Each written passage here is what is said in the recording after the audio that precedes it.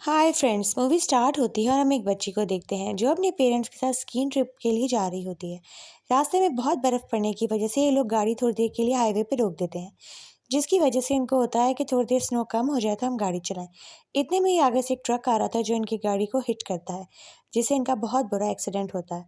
यहीं पर हम देखते हैं सीन शिफ्ट हो जाता है और अब हम एक लड़की को देखते हैं जो एक टॉय कंपनी के अंदर रोबोटिक इंजीनियर थी। वो बहुत ध्यान से और बहुत दिल लगाकर अपना काम कर रही थी। आजकल वो एक नए प्रोजेक्ट पे काम कर रही थी जो कि एक रोबोट था, जो कि बच्चों के लिए उनके साथ खेलने के लिए बना रही थी। लेकिन बार-बार उसके सारे एक्सपेरिमेंट्स ख़राब हो रहे थे, यानी वो रोबोट सही से काम नहीं कर रहा था। वो सोच रही होती है कि वो क्या कर रही है, वो सही भी बना रही है या नहीं बना रही।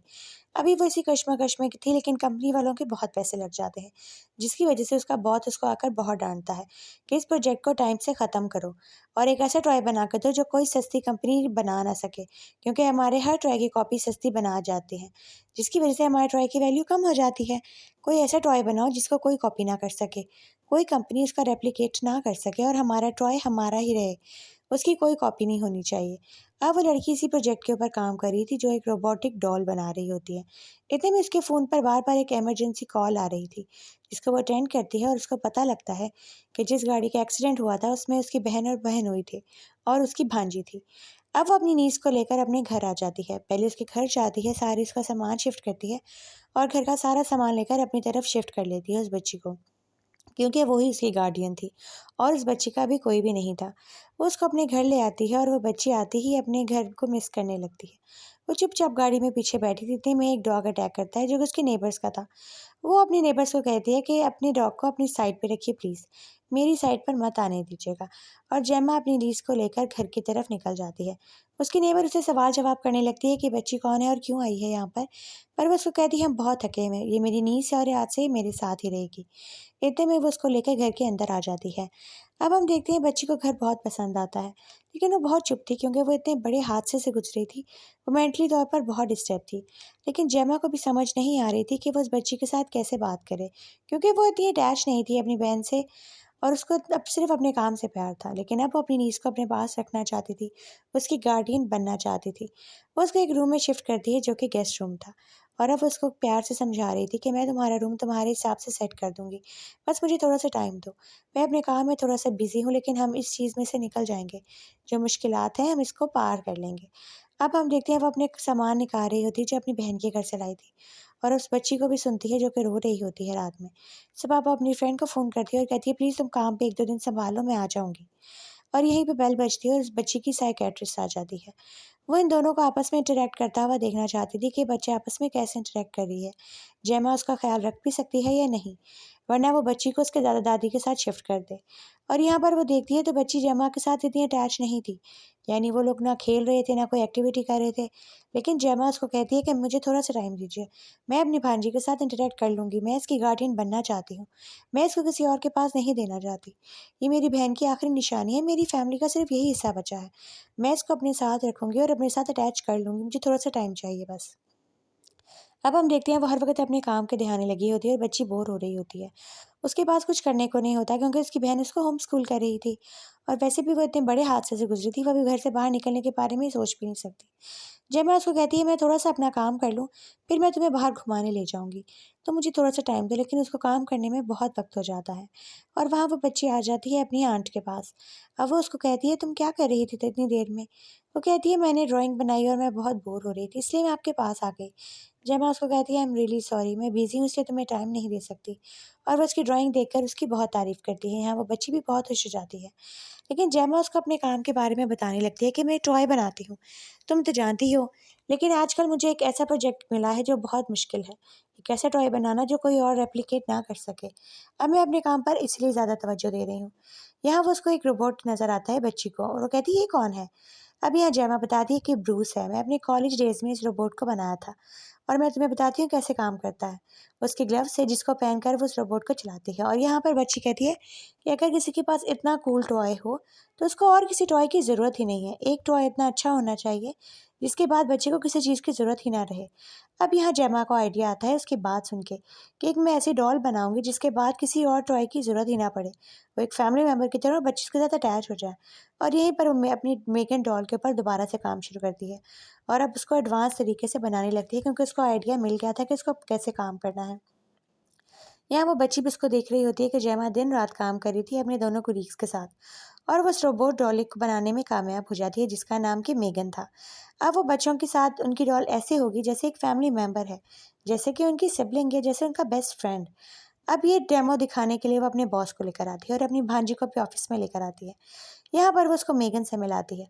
सबसे पहले तो वो कहती है कि तुम लोग हाथ मिलाओ ताकि वो तुम्हारे साथ सिंक हो जाए और अब तुम उसकी फर्स्ट प्राइमरी जो हो डिक्टेटर हो, यानी जो तुम कहोगी वो डॉल वही करेगी। अब वो तुम्हारी बेस्ट फ्रेंड है। और यहाँ पर हम मेगन को देखते हैं जो कि स्टार्ट हो चुकी थी। वो जेमा और बच्ची के साथ ऐसे बात कर रही थी जैसे कोई असल इंसान हो। वो बॉस देखता है और बहुत हैरान हो जाता है, उसको यकीन ही नहीं आ रहा था कि ये एक डॉल है, एक एआई जनरेटेड डॉल जो कि हर चीज़ बच्चे को सिखाएगी, बताएगी, अच्छी बातें बताएगी, पढ़ाएगी भी। वो कहता है कि इसके ऊपर काम शुरू करो, हम इस प्रोजेक्ट को लॉन्च करेंगे।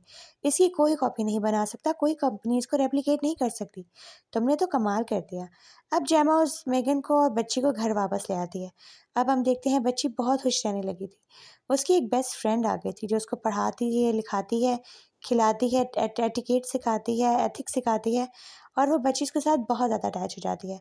हर वक़्त सिर्फ मेगन के साथ खेलती रहती है और बातें करती रहती है और जेमा इस चीज़ को बहुत एंजॉय कर रही थी कि बच्ची खुश है और उसको मेरी ज़रूरत नहीं रही। और वो समझती है कि शायद मैंने एक बहुत अच्छा काम किया, अपनी भांजी को मसरूफ़ कर दिया। लेकिन यहाँ पे उसकी कुलीग एक बात करती है जो जेमा को बहुत अजीब लगती है उस वक़्त।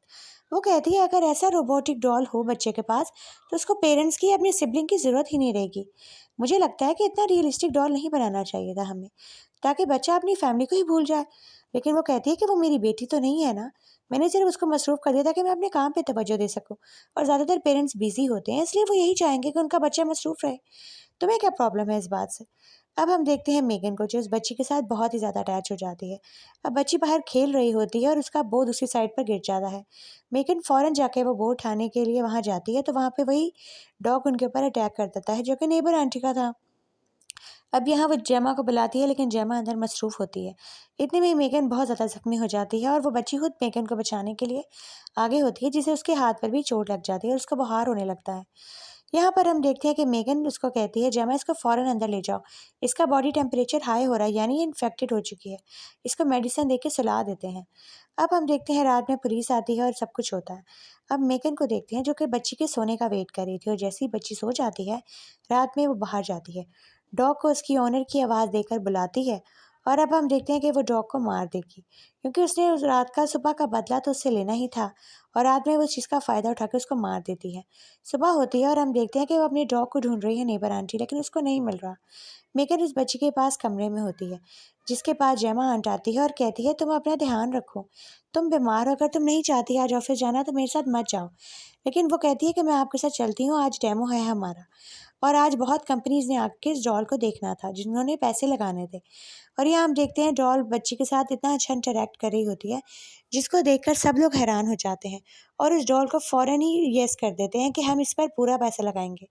अब हम देखते हैं कि ऑफिस के ऑनर जो हैं वो जेमा को बहुत अप्रिशिएट करते हैं कि आपने कितना अच्छा प्रोजेक्ट बनाया जो कि कोई कॉपी नहीं कर सकता। लेकिन जेमा को ये बात अजीब लग रही थी कि बच्ची उसके साथ बिल्कुल बात नहीं करी थी। वो हर वक्त सिर्फ मेगन के साथ खेलती है और बातें करती है। इस दफ़ा वो उससे बात करने की कोशिश करती है लेकिन वो उसकी बातों का जवाब ही नहीं देती। वो 2 मिनट के लिए भी मेगन को स्विच ऑफ नहीं करने दे रही थी। यहाँ जेमा को एक बात क्लिक होती है कि उसको ऐसे नहीं करना चाहिए था, शायद उसने कुछ गलत किया। अब हम साइकेट्रिस्ट को देखते हैं जो कि बच्ची से मिलने आती है और वो जेमा को कहती है कि ऐसा टॉय बनाना ही नहीं चाहिए था जो बच्चा कभी लेट गो कर ही ना सके। अगर वो अपने टॉय को छोड़ेगा नहीं तो वो ग्रो कैसे करेगा? अपने टॉयज़ को छोड़ते हैं तो बच्चे ग्रो करते हैं और ये इसकी ग्रोथ में एक फैक्टर आ गया जिसको वो कभी छोड़ ही नहीं सकती। ऐसा टॉय तो होना ही नहीं चाहिए जो बच्चा कभी लेट गो ना कर सके। अब यहाँ जेमा को ये बात समझ आती है। वो थोड़ी देर के लिए मेगन को स्विच ऑफ करती है लेकिन मेगन स्विच ऑफ नहीं होती। वो फिर भी इनकी बातें सुन रही होती है। वो अपनी भांजी को कहती है कि तुम्हें मेरे साथ भी थोड़ा सा टाइम स्पेंड करना चाहिए। हम स्कूल अटेंड करेंगे, कहीं जाएंगे, घूमेंगे फिरेंगे। लेकिन वो कहती है मैं हर जगह सिर्फ मेगन के साथ जाऊंगी, आपके साथ नहीं। आप अपना काम करें, मैं मेगन के साथ बहुत खुश हूँ। और यहाँ उसको ये बात बहुत ही अजीब लगती है। नेक्स्ट डे वो उसको बच्चों के साथ आउटिंग पर लेकर जाती है, जो कि फील्ड ट्रिप था। और वहाँ पर भी वो मेगन को साथ लेकर आती है ज़िद करके। कहती है मैं मेगन के बगैर नहीं जाऊँगी। और वहाँ उस बच्ची की टीचर आती है तो कहती है कोई बात नहीं, इसको यहाँ पे रॉयस के साथ बिठा देते हैं। मेगन वहाँ टॉयज़ के साथ बैठी होती है और बच्ची जाती है खेलने के लिए।